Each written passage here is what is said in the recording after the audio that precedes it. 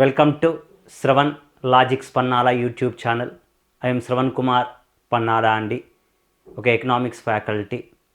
మనము further classes వినాలి అనుకుంటే లైక్ చేయండి, షేర్ చేయండి, బెల్ ఐకాన్ ప్రెస్ చేయండి. ఎవ్రీ క్లాసెస్ కూడా ఫ్రీ క్లాసెస్ అనేటువంటివి రావటం జరుగుతుంది. ఓకే, వృద్ధి అభివృద్ధిలో గత లాస్ట్ 2 క్లాసెస్లో కొన్ని ప్రశ్నలను డిస్కషన్స్ చేశాం. ఓకే, ఈ క్లాస్లో మరికొన్ని ప్రశ్నలను గురించి డిస్కషన్స్ చేద్దామండి. ఓకే, వృద్ధి అభివృద్ధి అనేటువంటిది అటు ఏపీ వాళ్ళకు తెలంగాణ వాళ్ళకు ఇద్దరికి కూడా సిలబస్లో పెట్టడం జరిగింది. కొన్ని ప్రశ్నలు లాస్ట్ క్లాస్లో డిస్కషన్స్ చేశాం. నెక్స్ట్ ఈరోజు క్లాస్లో కూడా మరికొన్ని ప్రశ్నలను గురించి డిస్కషన్స్ చేద్దాం. ఓకే, ఇంతవరకు చెప్పుకున్నాం. ఓకే, ఈ నుంచి డిస్కషన్స్ చేద్దాం. ఈ క్రింది వాటిని జతపరచండి. హెచ్డిఐ, పీక్యూఎల్ఐ, ఎంపీఐ, హెచ్పిఐ1, హెచ్పిఐ2 ఏ సంవత్సరంలో ప్రవేశపెట్టారు? హ్యూమన్ డెవలప్మెంట్ ఇండెక్స్ మానవాభివృద్ధి సూచిక, పీక్యూఎల్ఐ physical quality of life index, పీక్యూఎల్ఐ భౌతిక జీవన ప్రమాణ సూచిక. Next MPI multi dimensional poverty index. Next one human poverty index 1, మానవ పేదరిక సూచిక 1. Next human poverty index 2, human poverty index 2 మానవ పేదరిక సూచిక. మొత్తం 5 ఆప్షన్స్ ఇచ్చాడు. ఆన్సర్లు చూద్దాం. మానవాభివృద్ధి సూచిక ఏ సంవత్సరంలో ప్రవేశపెట్టారు? ఇక్కడ ఆప్షన్స్ని కనుక చూసినట్లయితే ఇందులో మనకు లెంతీగా అనిపిస్తుంది, మరి దీన్ని షార్ట్కట్లో చేసుకుందాం, చూద్దాం. హ్యూమన్ డెవలప్మెంట్ ఇండెక్స్ మనకి ఏ సంవత్సరంలో ప్రవేశపెట్టారు? మానవాభివృద్ధి సూచిక అనేటువంటిది హ్యూమన్ డెవలప్మెంట్ ఇండెక్స్ 1990. ఓకే, మనకు 4 మీద ఏ ఆప్షన్లో ఉన్నాయి? 3 ఉన్నాయి వరుసగా, second, third, fourth. Next second ఆప్షన్లోకి పోండి. పీక్యూఎల్ఐ 1979వ సంవత్సరంలో డేవిడ్ మోరిస్ అనేటువంటి ఆర్థికవేత్త రూపొందించాడు. Second one is the answer. సెకండ్కి సంబంధించినటువంటి సెకండ్ బి ఆన్సర్ ఏమున్నాయండి అంటే 2 ఉన్నాయి. ఆ రెండిటికి సంబంధించి 2 ఉన్నాయి, అంటే second, fourth is the answer ఉండాలి, ఏదో ఒకటి.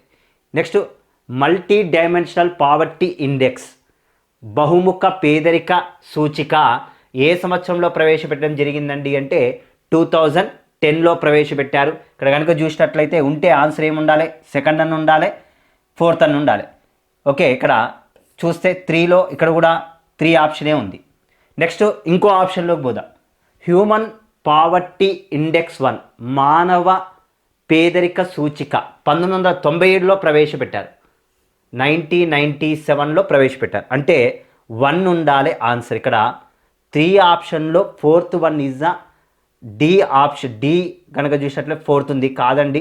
మనకు D is the 1. Human poverty index 1 1997లో ప్రవేశపెట్టారు.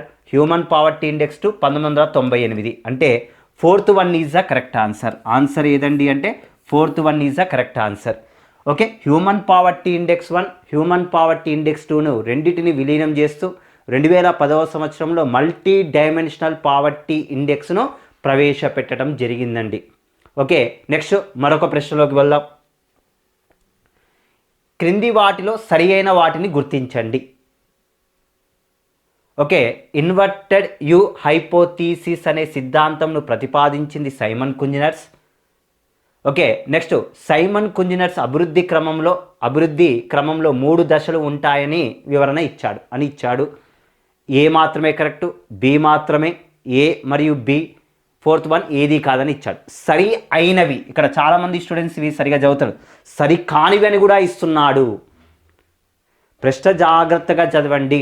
చాలామంది ప్రశ్న సరి అయినవి ఉంటే సరి కానివి అనుకుంటున్నారు, సరి కానివి ఉంటే సరి అయినవి అనుకుంటున్నారు.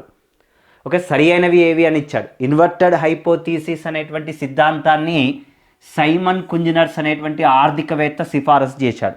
ఒక దేశం అభివృద్ధి చెందే కొలది మొదటి దశలో అభివృద్ధి అనేటువంటిది ఆదాయపు అసమానతలు పెరుగుతాయి, ఆ తరువాత ఆదాయపు అసమానతలు తగ్గిపోతాయి అని చెప్పి తిరగవేసిన యు పరికల్పన సిద్ధాంతాన్ని వివరణ ఇచ్చినటువంటి ఆర్థికవేత్త ఎవరండి అంటే సైమన్ కుంజినర్స్. నెక్స్ట్ సైమన్ కుంజినర్స్ అభివృద్ధి క్రమంలో 3 దశలు ఉంటాయని వివరణ ఇచ్చాడు. ఓకేనండి. తొలి దశ ఎలా ఉంటుందండి, వ్యవసాయ రంగం మీద ఆధారపడి ఉంటుందని, ఆ తర్వాత అభివృద్ధి చెందే కొద్ది పారిశ్రామిక రంగం అభివృద్ధి చెందుతుందని, ఆ తర్వాత 3వ దశలో సేవా రంగం అభివృద్ధి చెందుతుందని, ఎప్పుడైతే పారిశ్రామిక సేవా రంగాలు అభివృద్ధి చెందుతూ ఉంటాయో వ్యవసాయ రంగము పక్కకు వెళుతుంది అని చెప్పి వివరణ ఇచ్చినటువంటి ఆర్థికవేత్త ఎవరండి అంటే సైమన్ కుంజినర్స్ అండి. ఆన్సర్ ఏదండి అంటే third one is the correct answer. A మరియు B is the correct answer. Okay, next మరొక ప్రశ్న గురించి డిస్కషన్స్ చేద్దాం. చరిత్ర అంటే నిరంతరము 2 వర్గాల మధ్య పోరాటమే అని వివరణ ఇచ్చింది ఎవరు? చరిత్ర అంటే నిరంతరము 2 వర్గాల మధ్య పోరాటమే అన్నది ఎవరు అని ఇచ్చాడు. A Gunnar Myrdal, first one Gunnar Myrdal, Simon Kuznets, Karl Marx, next Rostow అని ఇచ్చాడు. W W Rostow.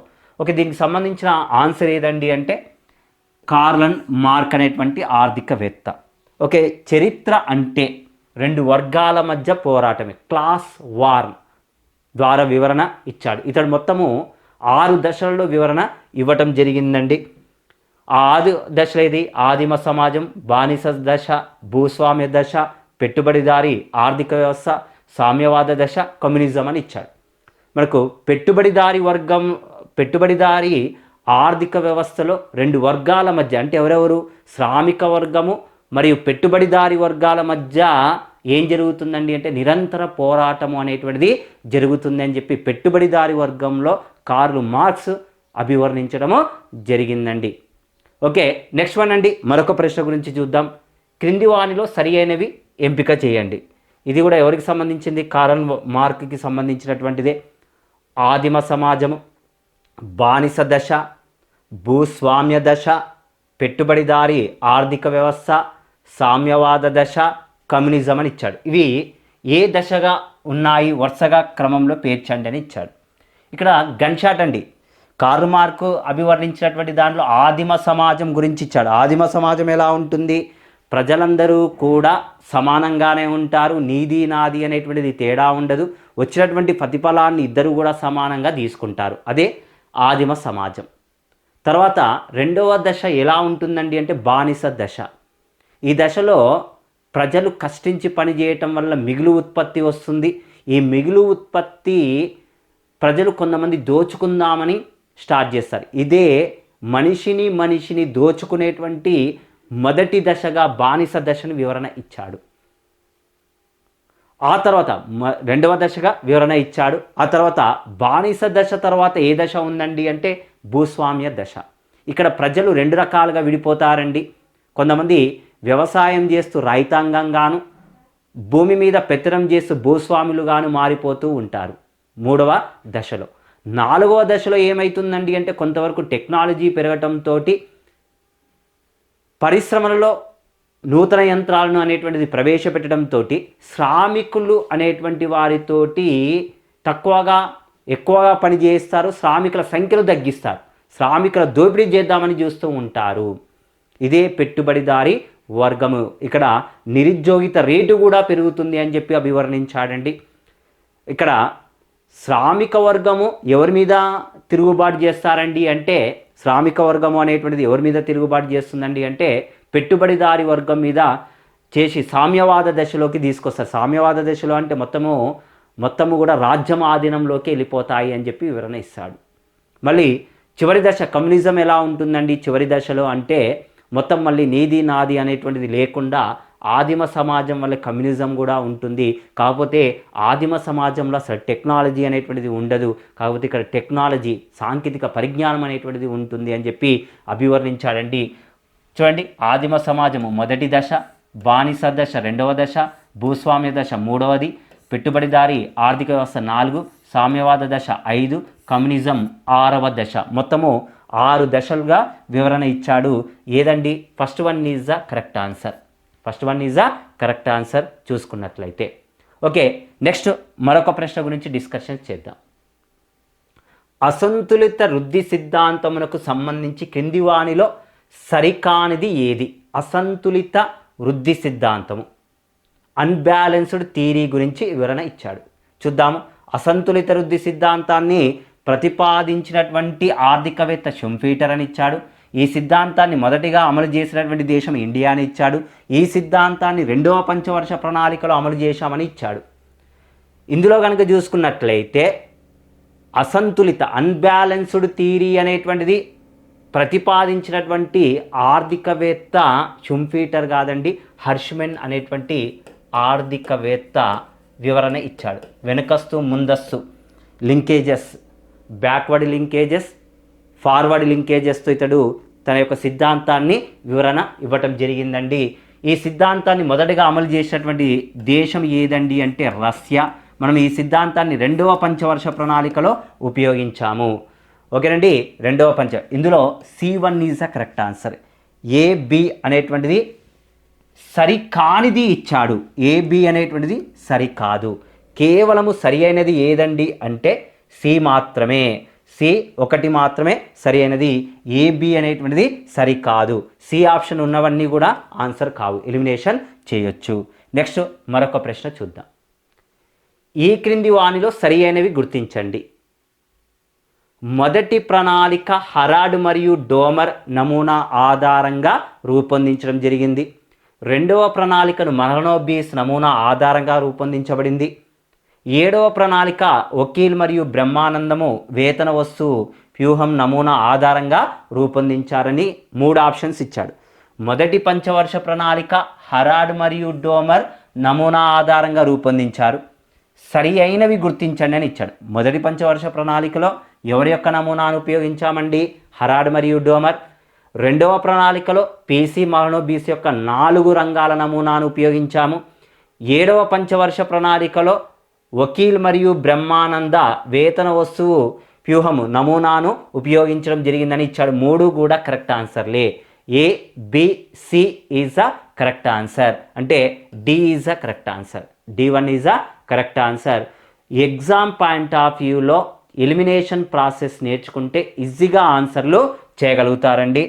నెక్స్ట్ మరొక ప్రశ్న. ఇండస్ట్రియల్ రిజర్వ్డ్ ఆర్మీ అని కార్ల్ మార్క్ పేర్కొన్నటువంటి అభివృద్ధి దశ ఏ దశలో ఏర్పడింది? ఇంతకుముందే చెప్పానండి, గన్ షాట్ క్వశ్చన్ పోయినసారి ప్రశ్నలోనే డిస్కషన్ చేశాము. పెట్టుబడిదారి ఆర్థిక వ్యవస్థలో, పెట్టుబడిదారి ఆర్థిక వ్యవస్థ అనేటువంటిది అవుతుంది. 4th వన్ ఈజ్ మనకు ఓకే. 4వ నెక్స్ట్ వన్ అండి, ఎక్కడండి? పెట్టుబడిదారి ఆర్థిక వ్యవస్థ అనేటువంటిది. Second one is correct. సరి అయిన అంశాలను గుర్తించి ఇది పరిమాణాత్మకమైనది, ఇది ఏకముఖమైనది, అభివృద్ధి చెందుతున్న దేశాల భావన, ఆర్థిక వృద్ధి ఇచ్చాడు మనకు, ఎకనామిక్ గ్రోత్ అనేటువంటి దాని గురించి ఇచ్చాడు. ఆర్థిక వృద్ధి, ఆర్థికాభివృద్ధి అనేటువంటిది ఉంటుంది మనకు. మొదటి పంచవర్ష ప్రణాళికకు పూర్వము రెండింటిని ఒకే దగ్గర తీసుకునేటువంటి వాళ్ళు. అభివృద్ధి వృద్ధి అనేటువంటిది విభేదము అనేటువంటిది లేదు. దీనికి తర్వాత స్పష్టమైనటువంటి అభిప్రాయాన్ని, స్పష్టమైనటువంటి తేడాలను కూడా ఇవ్వటం జరిగింది. ఓకేనండి. ఆర్థిక వృద్ధికి సంబంధించింది ఇది పరిమాణాత్మకమైనది, ఇది ఏకముఖమైనటువంటిది. ఈ 2 కూడా కరెక్టే. అయితే ఇది అభివృద్ధి చెందుతున్న అనేటువంటిది ఇచ్చాడు. అభివృద్ధి చెందుతున్నా కాదు, అభివృద్ధి చెందిన దేశాల, అభివృద్ధి చెందిన దేశాల భావన ఆర్థిక వృద్ధికి సంబంధించి సరి అయినవి అనేటువంటివి ఇచ్చాడు. 3rd one is a correct answer. 3rd one is a correct answer అండి. 3వది correct answer.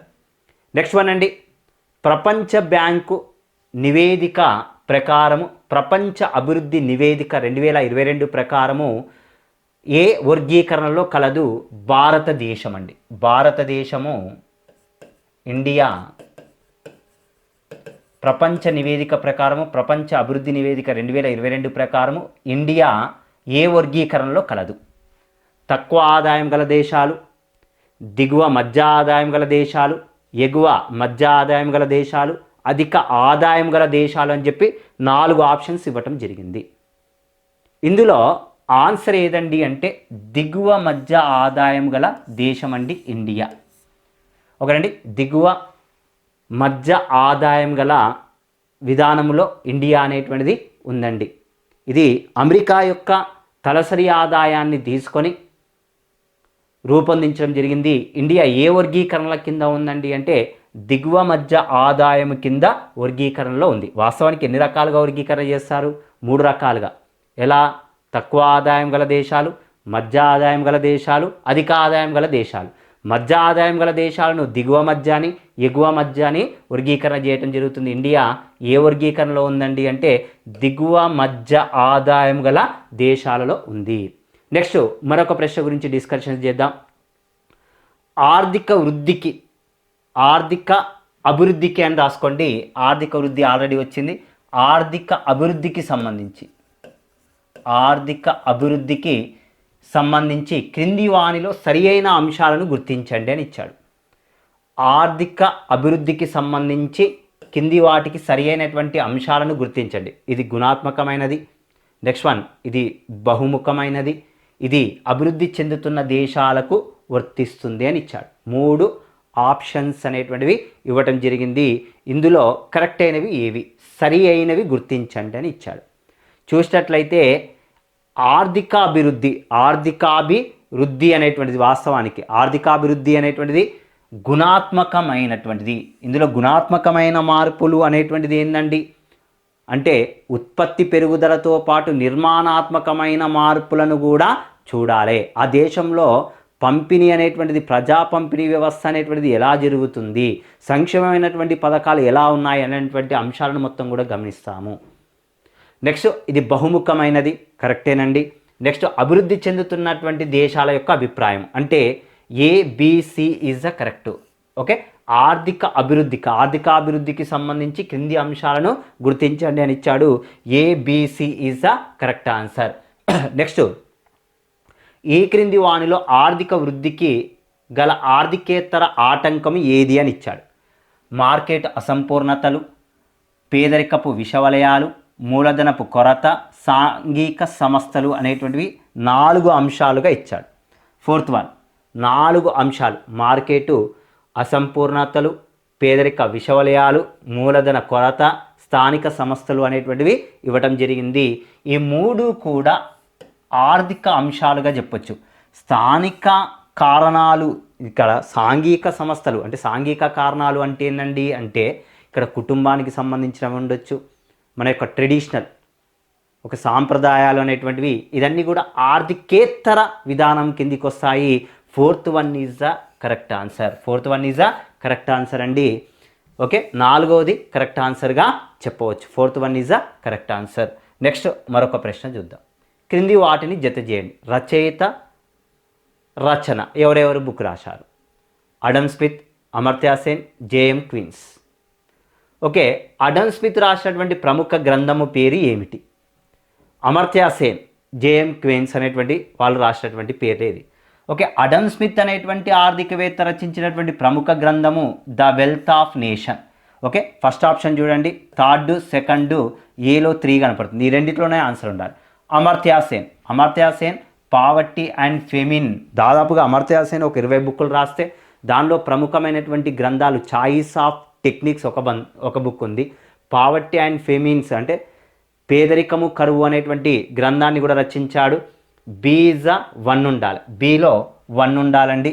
Okay, 3rd is the correct answer. చూడండి. నెక్స్ట్ జేఎం క్వీన్స్ రచించినటువంటి ప్రముఖ గ్రంథం పేరు the general theory of employment, interest and money అనేటువంటి గ్రంథాన్ని రచించడము జరిగింది. ఓకేనండి. నెక్స్ట్ వన్ మరొక ప్రశ్న. అభివృద్ధి చెందుతున్న ఆర్థిక వ్యవస్థలో విదేశీ ప్రత్యక్ష పెట్టుబడులకు ఒక ప్రధాన మార్గమై దేశంలోకి మూలధనము మరియు సాంకేతిక పరిజ్ఞానాన్ని రప్పించడమే కాక దీనిని పెంచుతుంది. వడ్డీ చెల్లింపులు, పోటీతత్వము, ఆర్థిక వృద్ధి, రుణభారం. వాస్తవానికి ఇందులో వడ్డీ చెల్లింపులు అనేటువంటిది కనపడదు. ఎందుకండి?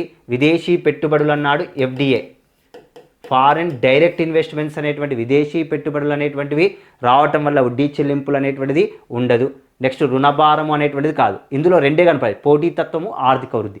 ఉన్న దానిలో బెటర్ ఆన్సర్ ఏదండి అంటే ఆర్థిక వృద్ధి రేటు అనేటువంటిది పెరుగుతుంది అనేటువంటిది ఆన్సర్గా చెప్పవచ్చు. 3rd one is the correct answer. ఈ ప్రశ్న ఆల్రెడీ ఎగ్జామ్ పాయింట్ ఆఫ్ వ్యూలో అడిగాడండి. స్టూడెంట్స్ అందరూ కూడా గుర్తుపెట్టుకోవాలి, ఎగ్జామ్ పాయింట్ ఆఫ్ వ్యూలో అడగటం జరుగుతుంది. నెక్స్ట్ క్రింది వానిలో అభివృద్ధి చెందుతున్న దేశాల ఉమ్మడి లక్షణాలలో ఒకటి అని ఇచ్చాడు. ఓకే, అభివృద్ధి చెందుతున్న దేశాలలో ఉమ్మడి లక్షణాలలో ఒకటి ఉందట. ఏదో చూద్దాం. హెచ్చు ఆదాయ వృద్ధి, మందకొడి జనాభా వృద్ధి, నెక్స్ట్ పారిశ్రామిక వస్తువుల ఆధిపత్యం గల ఎగుమతులు. ఈ మూడు కూడా హెచ్చు ఆదాయ వృద్ధి ఎక్కడ కనపడుతుందండి? ఎక్కువగా ఆదాయ వృద్ధి రేటు అనేటువంటిది అభివృద్ధి చెందిన దేశాలు అంటే కాదు, ఇది కాదు. నెక్స్ట్ మందకొడి జనాభా వృద్ధి అనేటువంటిది మందకొడిగా కూడా ఎక్కడ కనపడుతుంది? తక్కువ మొత్తంలో అంటే అభివృద్ధి చెందిన దేశాలు. నెక్స్ట్ పారిశ్రామిక వస్తువుల ఆధిపత్యం గల ఎగుమతులు, ఇవి కూడా కనపడుతుంది అభివృద్ధి చెందిన దేశాలలో. ఇక ఉన్నది ఏదండి? తక్కువ స్థాయి మూలధన సంచయనము అనేటువంటిది ఆన్సర్గా చెప్పవచ్చు. Third one is the correct answer అండి. ఎలిమినేషన్ ప్రాసెస్లో చూసుకోండి. నెక్స్ట్ అభివృద్ధి స్థాయితో పాటు ఆదాయ అసమానతలు పెరుగును మరియు తర్వాత తగ్గును అనే భావనను ప్రతిపాదించింది. ఆల్రెడీ ఇంతకుముందు చెప్పుకున్నామండి. తిరగవేసిన పరికల్పన సిద్ధాంతాన్ని సైమన్ కుంజినర్స్ అనేటువంటి ఆర్థికవేత్త. First one is the correct answer. Next మరొక ప్రశ్న. భారతదేశంలో శ్రామిక తలసరి ఆదాయము సాపేక్షంగా 4 ఆప్షన్స్ ఇచ్చాడు చూడండి. వ్యవసాయ రంగంలో అధికంగా ఉంటుంది, సేవా రంగంలో అల్పంగా ఉంటుంది. శ్రామికుల తలసరి ఆదాయం అని ఇచ్చాడు చూడండి. వ్యవసాయ రంగంలో అధికంగా ఉంటుంది, సేవా రంగంలో కాదండి. వ్యవసాయ రంగంలో ఎక్కువ మంది ఉపాధి పొందినప్పటికీ మనకు సేవా రంగం ద్వారా ఎక్కువగా ఆదాయం లభిస్తుంది కాబట్టి ఇది కాదు. నెక్స్ట్ వ్యవసాయ రంగంలో అధికంగా ఉంది, మ్యానుఫ్యాక్చరింగ్ సెక్టార్లో అల్పంగా ఉంది, ఇది కాదు. సేవా రంగంలో అధికంగా ఉంది, వ్యవసాయ రంగంలో అల్పంగా ఉంది. Answer third one is the correct answer అండి. ఫోర్త్ ఆప్షన్ చూడండి. మ్యానుఫ్యాక్చరింగ్లో అధికంగా ఉంది, సేవా రంగంలో అల్పంగా ఉంది. Third one is the correct answer. మూడవది కరెక్ట్ ఆన్సర్ అండి.